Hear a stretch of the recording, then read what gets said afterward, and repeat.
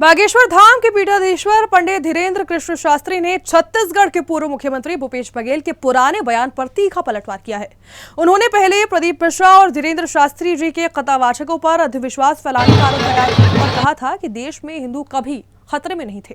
अब भिलाई में अपनी हनुमंत कथा के दौरान धीरेन्द्र कृष्ण शास्त्री जी ने मीडिया से बातचीत की और कहा कि अगर हिंदू समाज को जोड़ना, भक्ति और हनुमान भक्ति का प्रचार करना, साथ ही राष्ट्रवादी बनना, राष्ट्रवाद के प्रति लोगों को जागरूक करना अंधविश्वास है, तो जिन्हें यह अंधविश्वास लगता है उन्हें देश छोड़कर चले जाना चाहिए।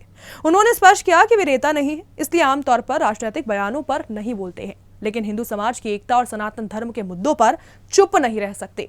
शास्त्री जी ने जोर दिया और कहा कि हिंदू समाज को एकजुट होना होगा। भक्ति प्रचार और राष्ट्रवाद जगाना अंधविश्वास नहीं होता, बल्कि सनातन धर्म का मूल होता है। बांग्लादेश की घटनाओं पर भी गंभीर चेतावनी उन्होंने दी।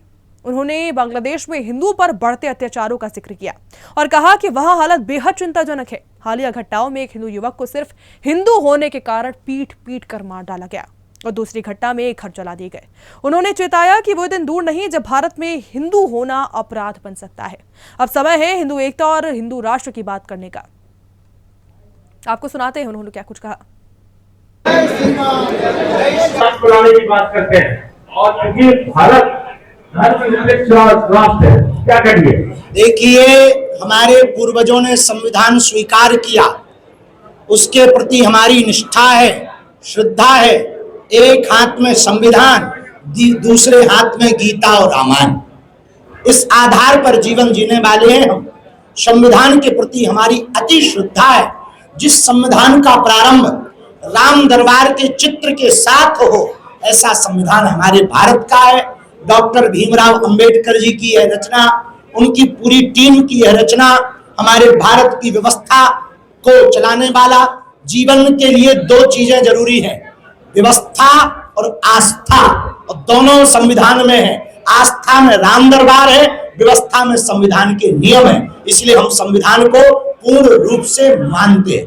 दूसरी बात, तुमने कहा हिंदू राष्ट्र, तो हिंदू राष्ट्र संविधान विरोधी नहीं है, क्योंकि हम कागजों पर हिंदू राष्ट्र नहीं चाहते हैं, लोगों के दिलों पर चाहते हैं।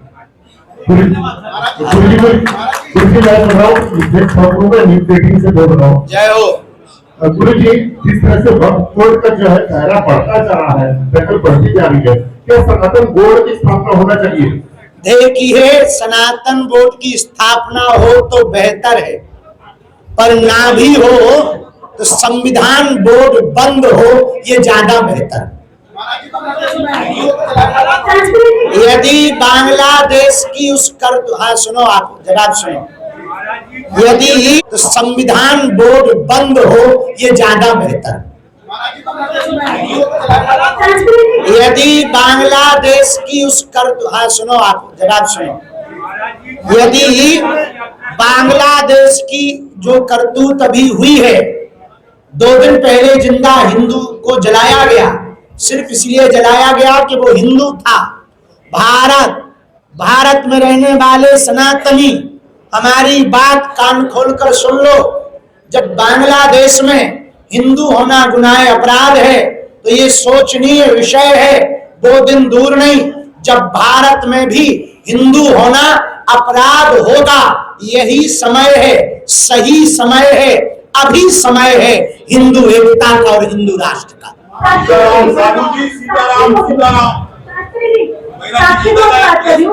मेरा ये प्रश्न था कि जैसे कि आपने दिल्ली से हरियाणा तक का पदयात्रा निकाला था, वृंदावन तक, यूपी तक जी, पदयात्रा निकाला था हिंदू सनातन धर्म को एकता लाने के लिए, एक करने के लिए।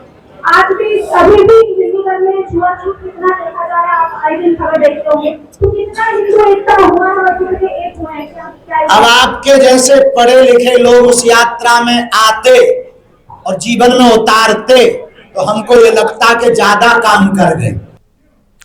तो सुदर्शन छत्तीसगढ़ आप देख रहे थे। ऐसी खबरों के लिए देखते रहिए सुदर्शन छत्तीसगढ़। जय हिंद।